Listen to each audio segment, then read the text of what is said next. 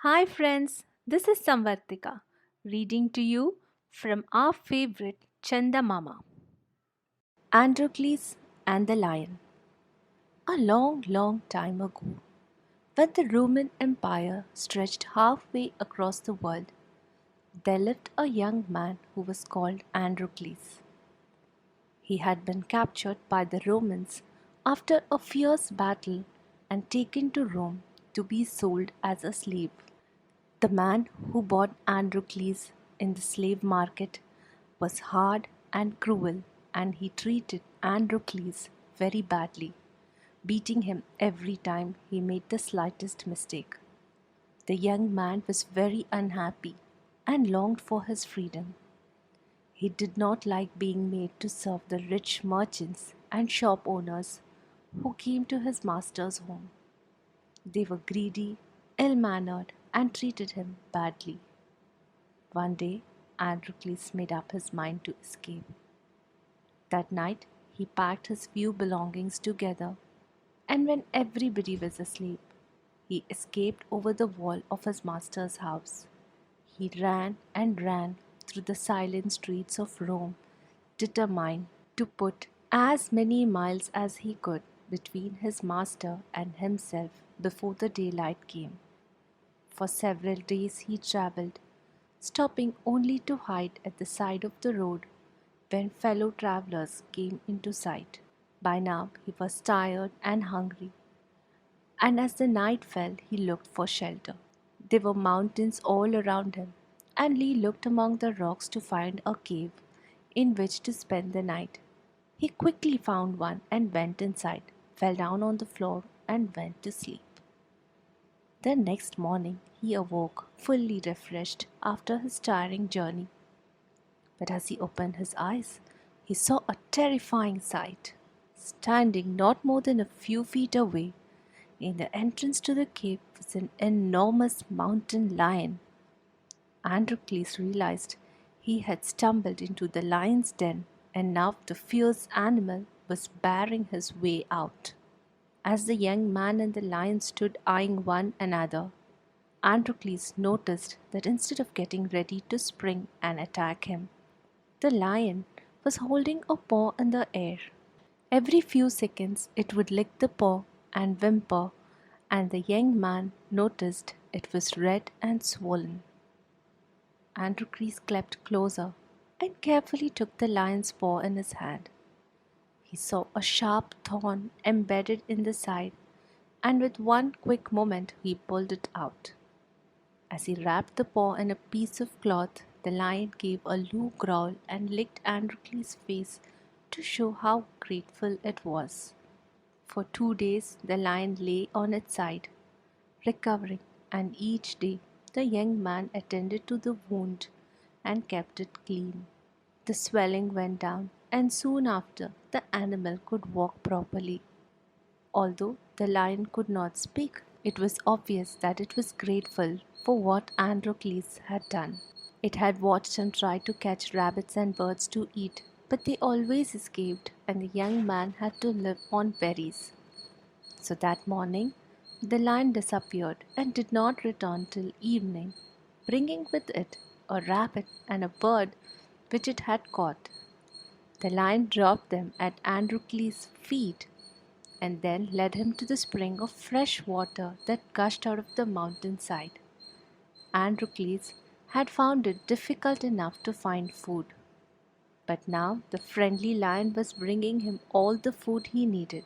Day after day, the lion went out hunting, always returning in the evening with food of one sort or another, and each night Androcles cooked the food over a fire and he and the lion shared the meal.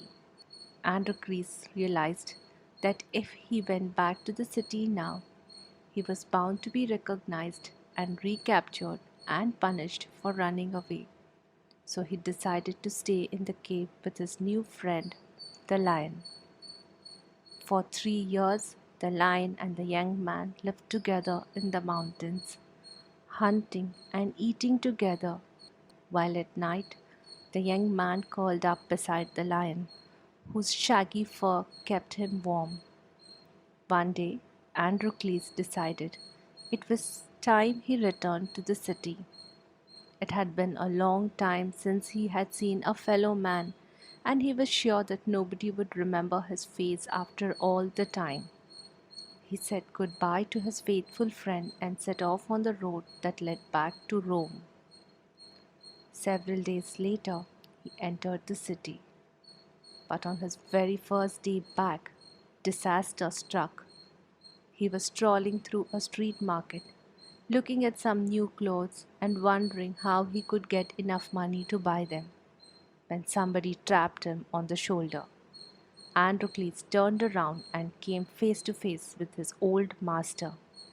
The cruel and wicked man immediately called the Roman soldiers, and Androcles was thrown into jail. It was the law in Rome that if a runaway slave was recaptured, he must be sent to fight in the arena.